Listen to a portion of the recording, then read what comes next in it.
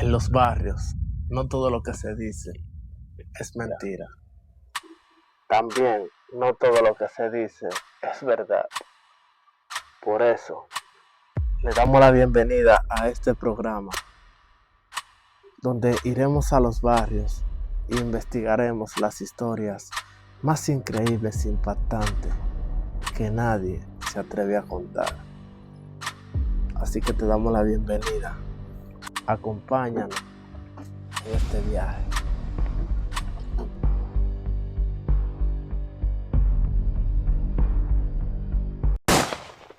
En diciembre del año 2025 inició el cierre definitivo de la cárcel de La Victoria. Hoy, a inicios de mayo de este 2026, La Victoria ya no recibe a nuevos presos. Está siendo vaciada. Durante 73 años, esta cárcel ha marcado la historia dominicana. Fue fundada el 16 de agosto del año 1952 por el presidente Rafael Leónidas Trujillo. Para esta obra se hizo una inversión de 915 millones de pesos, diseñada originalmente para 1.200 internos. Cuando esta cárcel se creó, se pensó que sería una cárcel moderna donde podrían reforzar la conducta de los individuos. Pero La Victoria nunca fue una cárcel. La Victoria siempre fue un infierno. En esta cárcel, muchas figuras de la historia dominicana fueron encarceladas, como Minerva y María Teresa Mirabal, que fueron encarceladas solo por oponerse al régimen junto a sus esposos. Con el tiempo, la cárcel creció de manera descontrolada. De 1.200 presos llegó a albergar a más de 8.000. Una selva sin ley, donde los internos mandaban y la policía no entraba. La Victoria vio la llegada de muchos hombres bravos, otros inteligentes, gente como Elías La Fuga, personajes como Robert Papeleta, como Papo el Necio, como Angie Gualey, como Nino Cuboy, todos hombres temidos y respetados. Pero en medio de esos hombres respetados surgió el preso más conocido, más temido y más legendario que jamás haya pisado La Victoria. Su nombre, Radamés Jacinto Francisco de los Santos, pero en la calle todos lo conocen como Dani 45, el terror de La Victoria. Para ver cómo comienza esta historia, tenemos que regresar al pasado, al año 1961, un año trascendental para la República Dominicana y para el mundo. Ese año empezaba con la toma de posesión, el 20 de enero, de John F. Kennedy, un hecho histórico. Una de las primeras cosas que hizo fue el 17 de abril de ese año, apoyar una invasión para derrocar a Fidel Castro en Cuba, pero no se logró. En este mismo año se construyó el Muro de Berlín, dividiendo a Alemania en dos partes, este y oeste. Mientras el mundo estaba en movimiento, aquí en la República Dominicana, el 30 de mayo de ese mismo año, el dictador Rafael Leónidas Trujillo fue ajusticiado, marcando el final de una de las dictaduras más largas de Latinoamérica, con más de 30 años en el poder. Mientras la caída de Trujillo hacía temblar a toda la nación, en un hogar pobre, en el famoso y pintoresco barrio de Los Mina, en Santo Domingo, una pareja esperaba un hijo varón. Su madre, generosa, una mujer con carácter fuerte y determinación, sostenía a un niño en sus brazos. Su padre, Gumercindo de los Santos, lo miraba con ternura. Lo bautizaron con el nombre de Jacinto Francisco de los Santos. Lo que ellos no sabían es que, años después, esa criatura tierna e inocente se convertiría en uno de los hombres más temidos de la República Dominicana. Ese año era duro, muy duro, El país afrontaba una incertidumbre y un temor enorme después de la muerte de Trujillo. Pero Gumersindo y Generosa no se podían quedar de brazos cruzados, porque eran 7 bocas las que tenían que mantener. Sí, 7 hijos, desde su nacimiento. Dani nació con desventaja, un barrio con limitantes, con pocos recursos y pocas oportunidades. Era como si su historia empezara cuesta arriba, pero lo triste es que se pondría peor, porque en el año 1965 se desató la guerra civil, dejando caos, tristeza y luto. Esta guerra se formó por la inestabilidad en la que estaba sumergida la República Dominicana, y en medio de todo esto, muere Gumersindo, el padre del pequeño Dani, dejando a Generosa con una herida en el alma, pero con una enorme responsabilidad. Una mujer, viuda, sola, tenía ahora la responsabilidad de sacar adelante a sus 7 hijos. Como una madre sola podría velar por 7 niños, como en uno de los barrios más calientes y temidos de toda la capital, Los Mina. Dani se crió en las calles empolvadas de Los Mina, pero no estaba viviendo, estaba sobreviviendo. 7 hermanos, y no todos podían ir a la escuela. ¿Juguetes? No sabían qué eran los juguetes. Sí, lo único con lo que podían jugar era con la imaginación. Dani, desde niño, aprendió lo que es vivir sin un padre. Entendió que debía ser fuerte. No tenía un padre que lo cuidara, que lo defendiera, y esto creó en él una personalidad fuerte y dura. Siendo apenas un niño, su madre Generosa lo intentaba. Muchas veces se quitaba el pan de la boca para dárselo, pero eran 7 bocas. ¿Qué más podía hacer? El pequeño Dani se movía por las calles de Los Mina jugando con canicas, riendo, compartiendo con sus amiguitos, risas, juegos, sin saber que esa calle que él transitaba pronto sería su escuela y su maestra, mientras a otros niños los llamaban: Manuel, ven a comer, deja de jugar. El pequeño Dani no sabía si encontraría algo en su mesa, y no solo hacía falta la comida para ir a la escuela. Se ponía los pantalones de su hermano, remangando el ruedo. La mascota escolar era un cuaderno pequeño, partido a la mitad. Eran tiempos difíciles, pero Generosa nunca se rindió. Quería sacar a todos sus hijos adelante, pero sin una figura fuerte como su padre, Dani fue amando y sintiendo atracción por la calle, y ese sería el fin de todos sus males. Dani, siendo un adolescente, empezó a aprender el oficio de carpintero, trabajando la madera. Entre aserrín y serrucho, pasaba Dani las tardes, pero la calle lo llamaba. Ver a otros jóvenes en la calle, en grupos. Eso llamó poderosamente su atención. Para los años 70, Dani empezó a perderse en las calles, a juntarse con jóvenes que eran una mala influencia. Él, con el alma rota y sin papá, vio en esos jóvenes una nueva familia. Empezaron a practicar con palitos. En sus mentes, esos palitos eran espadas, y ellos aprendían a usarlos. Y ahí, Dani empezó a demostrar su enorme destreza, y sus rápidos reflejos empezaron a hacer travesuras, pequeños descuidos, a lo que ellos le decían robar por necesidad.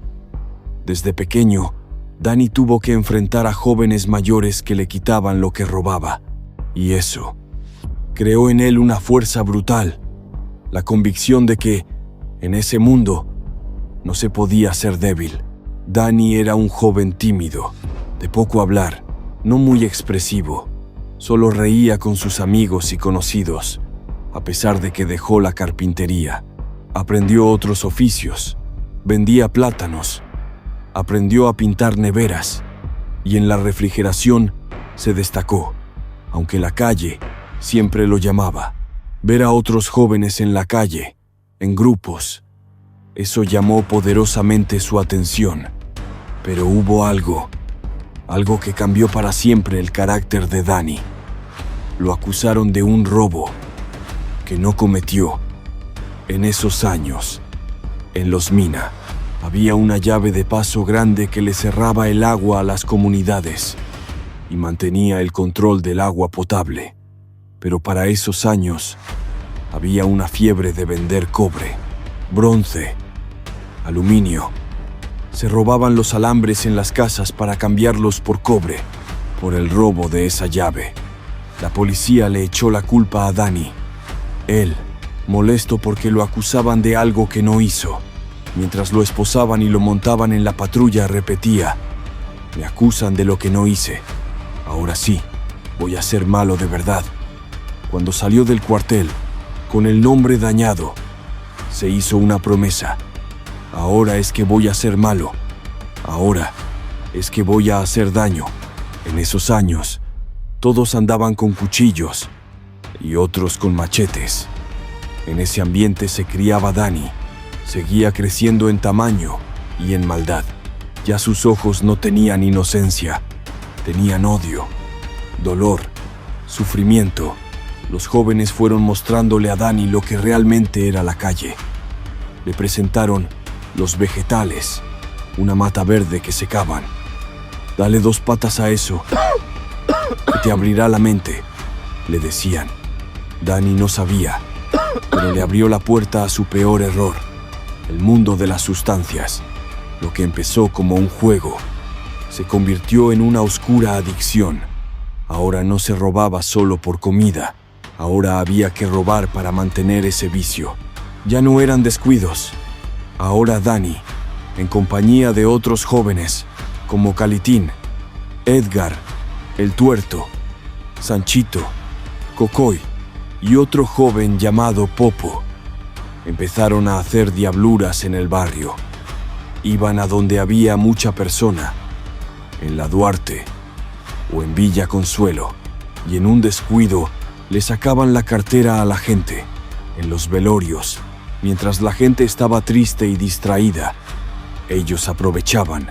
Se volvió un pillo en Los Mina. Su nombre empezó a sonar. Le decían Radamés. Decían: «Ese carajito es un problema. Ese carajito viene muy acelerado». Empezó a tener problemas con varios jóvenes. Tuvo un problema con un joven llamado Luisito en una esquina de Los Mina. Y por un robo en el que no se repartieron bien las ganancias, se enfrascaron en una pelea. Danny le dio 2 estocadas con su hierro. Desde ese día, en Los Mina, sabían el valor y el terror que Danny sería. Pero esos robos y esos problemas lo llevaron a la casa albergue, con el fin de enderezarlo, de tratar de sacar algo bueno de ese joven rebelde. Pero ya Danny estaba muy roto, demasiado roto. Puso la casa albergue patas arriba y a los meses se escapó de ahí y volvió a la calle, sin saber que le convenía cambiar o su vida corría peligro. Danny volvió a la calle, pero ahora más fuerte, más implacable. Doña Generosa no sabía cuándo su hijo se había convertido en alguien tan oscuro, tan frío, tan roto, tan sin sentimientos. Él y sus amigos le quitaron su arma de reglamento a un teniente, una pistola calibre 45. Cuando él sintió ese hierro en sus manos, sintió poder, sintió adrenalina, seguridad. Ahora es que van a saber quién es Danny, pensó, y cada día estaba aún peor. Ya no robaba en descuido ni corría. Ahora era a la clara. Se tiraba con sus amigos, apuntaba, decía: «Pasa todo». No, por favor, no. Y le quitaba todo a los transeúntes. Pero en Los Mina, Danny estaba desacatado. Ya no era el joven tímido, y tuvo un problema en el barrio, por la muerte de un joven llamado Tibi, en Los Mina. Él y varios de sus compañeros cayeron presos por esta muerte, condenado a 15 años de cárcel. ¿Te está gustando lo que ves? te están gustando estas historias. Entonces, vete al botón de me gusta, dale like. Y por qué no te has suscrito, aprovecha ahora mismo y suscríbete. Después de días de búsqueda, fue arrestado. Cayó Danny, acusado de muerte y asociación de malhechores. Sin saberlo, entraría a la Victoria un joven de 20 años, que pondría la prisión patas arriba. Danny, con 20 años, entró a la prisión de la Victoria, la selva de cemento, el cementerio de los hombres vivos, en el año 1981, unos 10 meses después de la muerte de Malicia. Para esos años, las celdas no eran para humanos, eran lugares hostiles. No había visitas, no había sanidad, no había humanidad. Era un lugar temible y oscuro. Los presos abusaban de los nuevos y Danny supo, de inmediato, que la cárcel no era lo mismo que la calle. Pero Danny tenía una conducta hiperactiva y el encierro lo ponía más nervioso, más acelerado, más movido. Por eso, a muchos, Danny les caía mal. Para esos años, en la prisión, el presidente Balaguer prohibió la visita conyugal, por lo que la celda era un auténtico infierno, y Danny siempre se metía en problemas. Siempre, en los juegos de dados, cuando Danny perdía, se negaba a pagar, y ahí se armaba la bronca. Todos decían en el patio: no juegues dados con Radamés, que él es un lioso, siempre hace trampa, no juegues con él. Danny siempre estaba metido en líos, por lo que se buscaba mucha celda de castigo, la temida plancha, y en los traslados, su nombre siempre sonaba. A Danny, por carpetoso, lo mandaron para la cárcel de Baní, pero duró pocos meses y puso a Baní de cabeza. Luego lo trasladaron. Por dar varias estocadas a un recluso, lo mandaron para la fortaleza del Ensanche La Fe. Pero Danny seguía en lo mismo, poniendo el penal de cabeza, por lo que nuevamente lo mandaron para la Victoria. Pero cuando llegó la Victoria, en ese tiempo, la seguridad no era biométrica como en los tiempos modernos, y los presos se aprovechaban de la vulnerabilidad del sistema. En esos años, ligaban a los presos, los preventivos, los de redada. Eso era un sancocho lo que había ahí adentro. Por eso, los presos más tiguerones cambiaban la tarjeta de esos presos de redada, les pagaban, y así con la tarjeta de ellos se escapaban de la cárcel por la puerta grande. Y en una jugada maestra, Danny salió de la cárcel con esa misma táctica, pero no salió solo, salió con varios de sus componentes. Danny ahora estaba en la calle, no andaba escondido.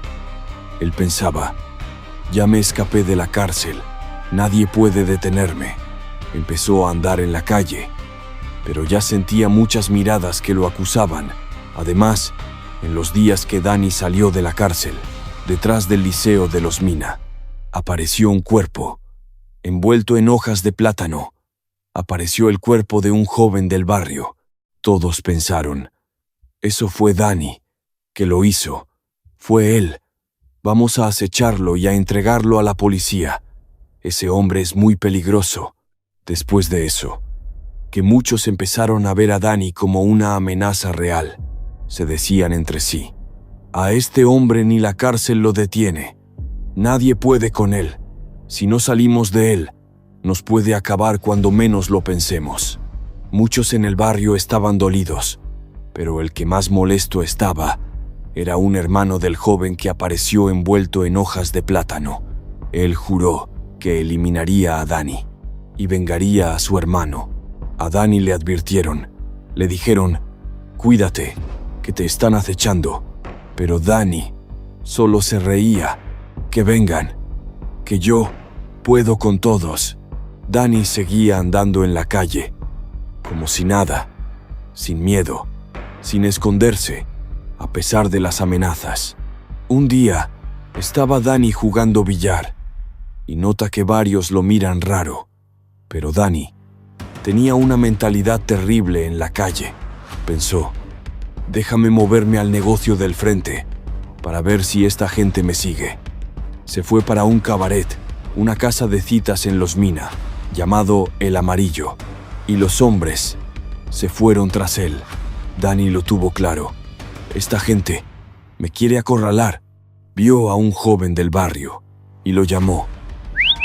¡Ey, flaco, ven acá! El joven se acerca y le dice, dime, Dani. Él lo mira fijamente y le pregunta, ¿sabes quién soy? El muchacho, asustado, le responde, sí, Dani. Ok, le dice Dani. Entonces necesito, flaco, que le lleves algo a mi madre. El muchacho temblaba. Dime. Dani saca de su cintura un puñal con el cabo de banderita y le dice, lleva esto con cuidado. El niño salió corriendo. Cuando los hombres vieron que Dani le dio el cuchillo al niño, se miraron y dijeron, ahora o nunca, y se le fueron encima. ¿Y ahora qué tú vas a hacer?, le dijeron, mientras jalaban sus hierros, pensando que Dani estaba desarmado. Gran error, fue una trampa. Dani tenía otro cuchillo, y en fracción de segundos, le dio 2 estocadas a uno de ellos, y siguió peleando con los demás. El niño, al escuchar el alboroto, se devuelve a ver qué pasa. Cuando mira, Dani tiene a varios hombres en el piso, heridos, y él, sin un solo rasguño. Ese día, en Los Mina completo, se supo que Dani no era humano, y que lejos de cambiar, cada día era más violento y más problemático.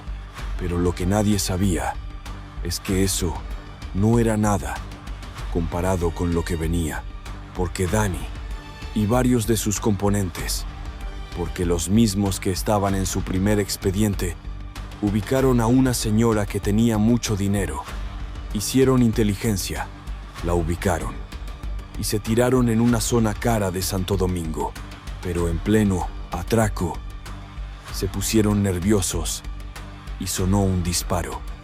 Le apagaron la vida a la señora. El problema es que no era una señora cualquiera, era la abuela de Jacobo Magluta Azar, para ese entonces vicepresidente de la República Dominicana. Así que esa muerte tendría graves consecuencias para la vida de Dani. La policía lo buscaba desesperadamente para eliminarlo, pero el país estaba pasando por un gobierno lleno de escándalos, por lo que el vicepresidente dio la orden estricta de que no lo mataran o que lo atraparan vivo, porque no querían que la muerte de Dani se volviera un caso mediático, hasta que pasó lo que nadie jamás pensó. El 4 de julio del año 1982, el presidente Antonio Guzmán Fernández, faltando 43 días para finalizar su gobierno, se disparó con un revólver en el Palacio Nacional, terminando con su propia vida. Este hecho trágico marcó un precedente en todo el país, algo nunca antes visto. Fue sucedido de inmediato por el vicepresidente Jacobo Magluta Azar, quien completó el período restante. Con Magluta en el poder, la cacería aumentó ferozmente para Dani, hasta que, finalmente, fue capturado y sin muchas preguntas, le cantaron 30 años de prisión. Ya Dani tenía una condena de 15 años y ahora, con esos 30, sumaban 45 años. Desde ese día, nació el hombre más temido. Radamés quedó atrás. Jacinto quedó atrás.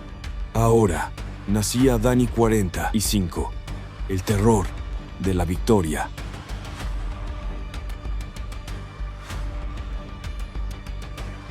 La historia de Dani 45 es una historia impactante que no podemos contar en un solo capítulo. Por eso, te invitamos a que te suscribas y que le des like y comentes para que no te pierdas la parte 2 de esta increíble historia.